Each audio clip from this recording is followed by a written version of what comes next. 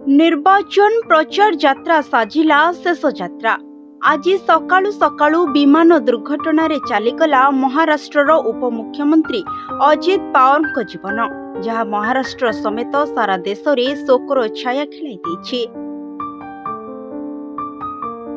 आज सकाळे उपमुख्यमंत्री अजित पवार व्यक्तिगत विमान रे मुंबई बारामती जाउथिले।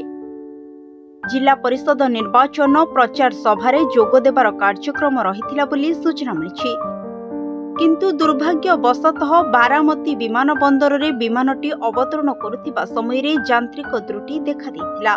पायलट नियंत्रण हराई बसिथिले, फल भयंकर दुर्घटना घटिथिला। विमानटी दुर्घटनाग्रस्त हेबा परे निया और धुआं रे समग्र अंचल को व्यापी जाइथिला। विमान रे थिबा उपमुख्यमंत्री समेत क्रू मेंबर और सुरक्षा कर्मी मृत्यु होइथिला। एही घटना सारा देश को स्तब्ध कर देछि। अजित पवार महाराष्ट्र एनसीपी जने वरिष्ठ और अभिज्ञता संपन्न नेता थिले।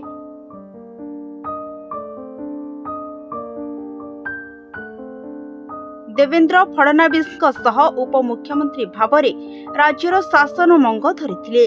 अजित पवार अकाल वियोग रे जातीय राजनीति रे शोकर छाया खेली जाइछि।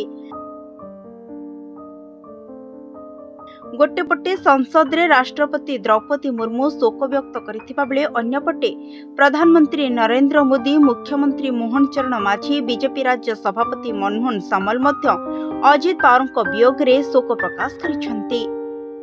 ब्यूरो रिपोर्ट, सरकार न्यूज।